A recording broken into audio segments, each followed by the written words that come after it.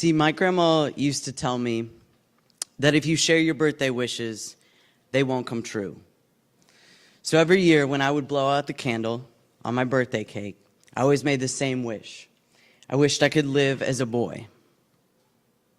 Even though I hadn't shared it with anyone, by the time I turned 13, my wish died.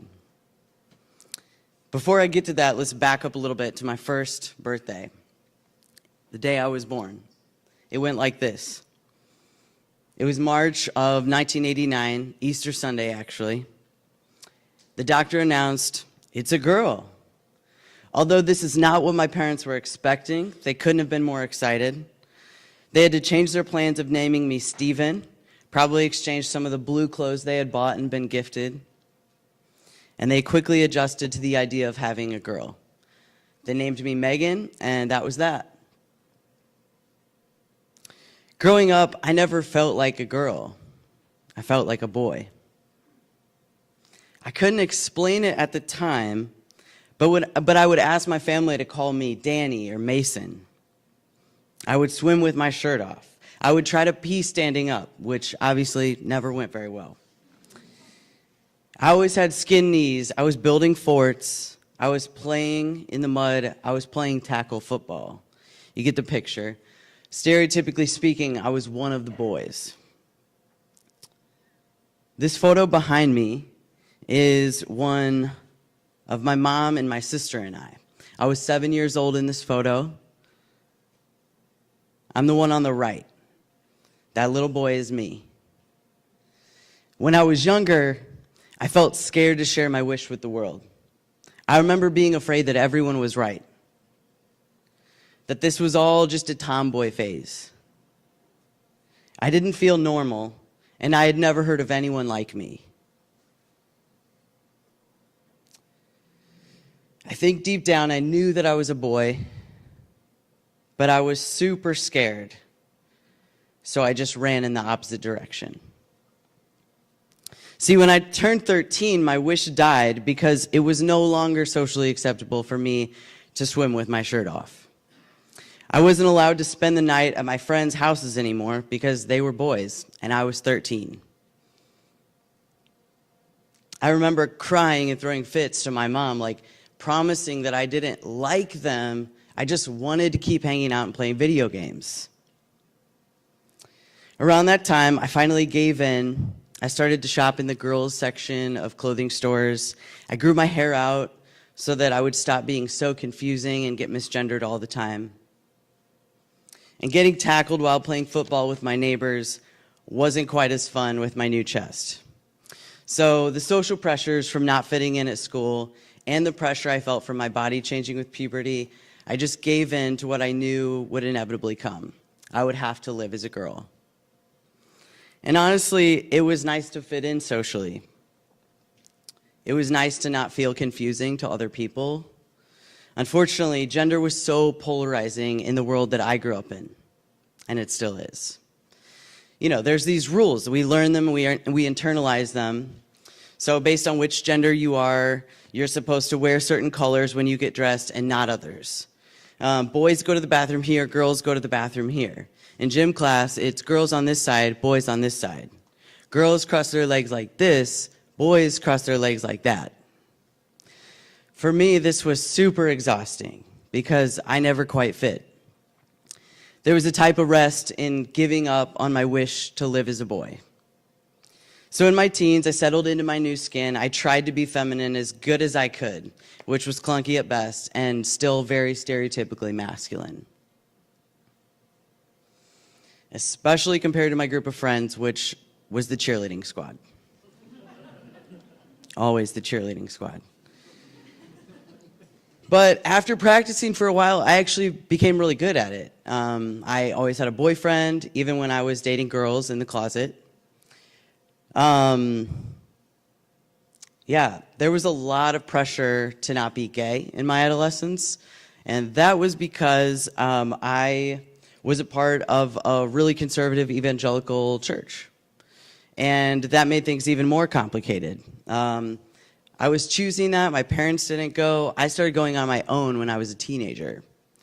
So I could just choose to not be a part of it, right? Simple. It's not that simple. This had become my identity. I was a leader in this community. All my friends were a part of this community.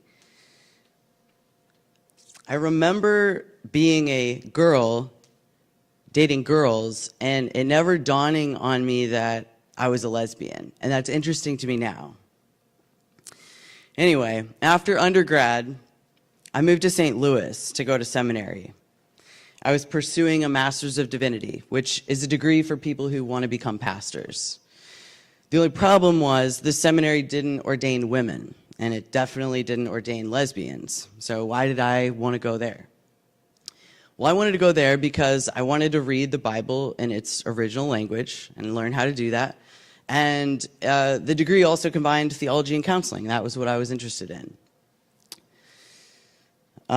The only other problem was that in my last year of seminary, I fell in love with the love of my life, and Julia started to give me space and permission to start to explore my story, which became really problematic for me. So, coming out as a lesbian at a very conservative seminary, when I was starting to wonder if I was even a woman, was a total shit show. I knew I wasn't going to last much longer in this environment, and so breaking under the pressure of those circumstances would eventually lead me to get the help I really needed. I needed to feel whole. I needed to feel connected to my past. I grew weary of my past being something I never talked about. I grew weary of being ashamed of my childhood. I longed for all of this confusion that I had felt to become resolved. So a life-changing moment for me was when one of my seminary professors referred me to a therapist after I fell apart in his office, after explaining why I didn't have a project done that I had known about all semester. And I didn't have the project done because I had started dating my now wife, and I was falling apart under the social pressures of coming out at seminary. It was far too familiar. In my undergrad, a similar unraveling happened after being asked to step down from ministry leadership when they found out I was dating my best friend, who was a girl. Immediately after leaving my professor's office that day, I called the number he gave me and I started consistently going to therapy. And somehow, with grit, I don't know where it came from, I kept going another year and I finished seminary in 2015 with a Master's of Divinity. After seminary, I started making time and space to begin exploring what was going on with me. I also found new friends because I needed to find a community who could talk about these things. And sadly, the friends that I had, most of them, I couldn't.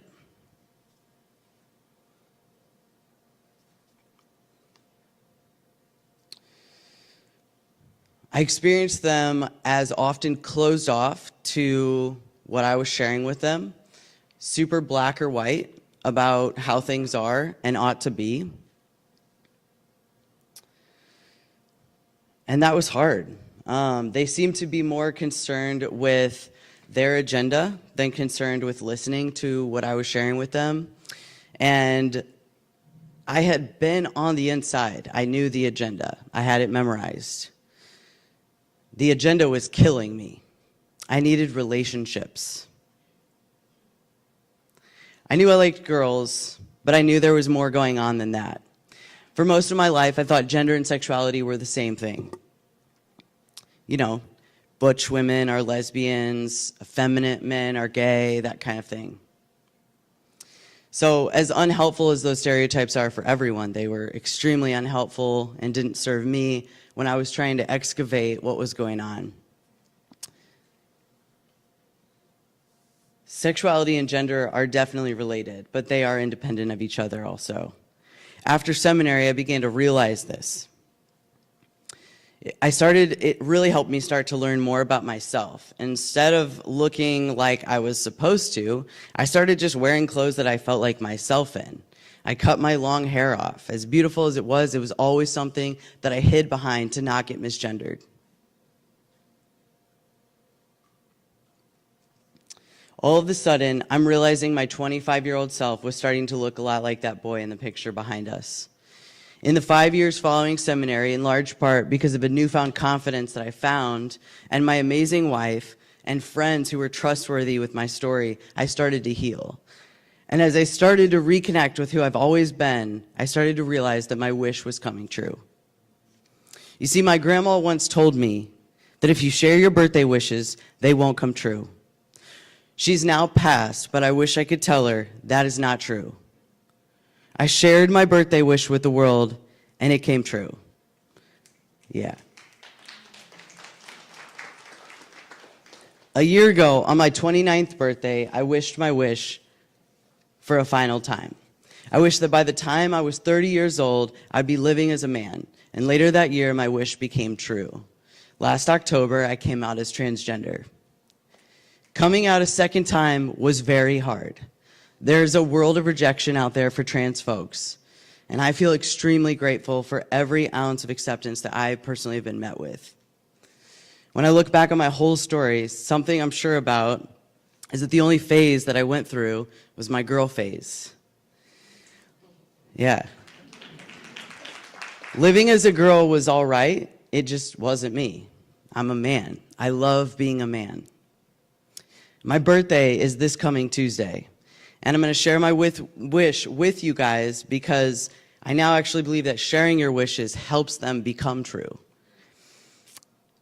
Now, my wish is more than just to live as a man.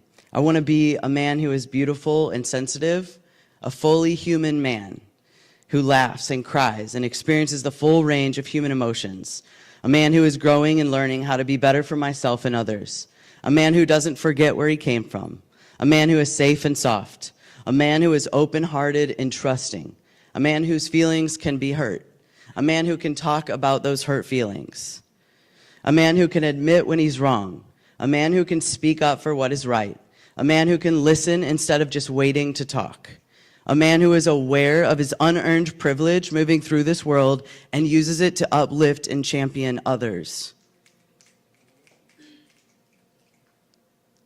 I wish to be a man who fights to build a world where everyone's journey and manhood can look different. A world of equality for folks of all genders.